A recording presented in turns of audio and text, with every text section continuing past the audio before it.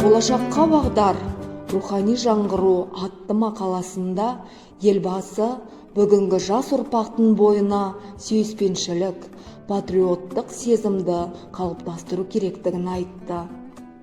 Туған өлкеге сүйіспеншілік, туған тарихынды тереңнен білуден, атамекенінді құрметтеуден басталады. Өңірдегі елді мекен атауларының этимологиясы, тіпті туған жердің өзені мен сайы, ойы мен қыры тұнып тұрған тарих. Міне, осы жер атауларының тарихын жас ұрпақтың білгені абзал. Сондықтан білім беру саласында өлкетану жұмыстарын кеңінен жүргізу қажет деп есептейміз.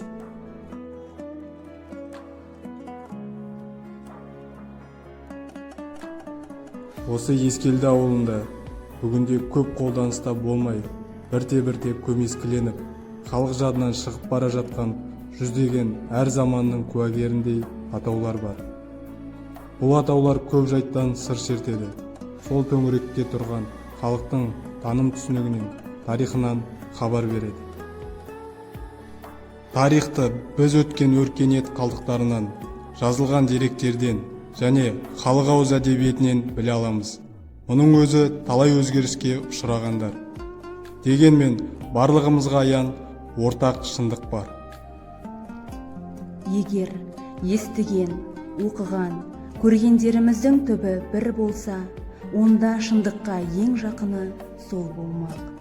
Сондықтан шын тарихымызды түгендегіміз келсе, еліміздің сөзін түзеп, көнемізді жаңғыртуымыз керек. Жоғарыда айтқанымыздай, мемлекет басшысының болашаққа бағдар рухани жаңғыру бағдарламалық мақаласының бір бөлігі туған жердің тарихын білуге, оның ұлттық құндылықтарын қадірлеуге арналған. Соның бірі еліміздің киелі де қасиетті орындарын құрметтеу.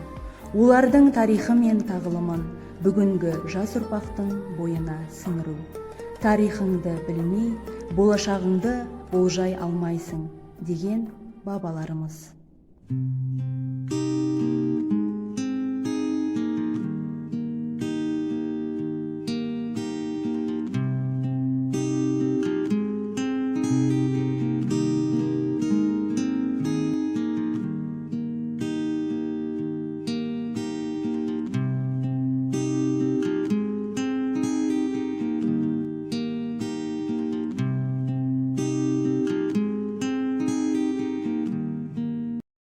Экскурсияда біз тау текелерінің бейнесін көп кездестірдік. Бізге адам садақ ұстап тұрған бейнесі кездестіргеніміз бізге қызығырақ болды. Және де біз олар суреттердің бәрін танып, көріп шықтық. Экскурсия барысында біз суреттерді іздеу кезінде шаршағанымызды байқамай қалдық.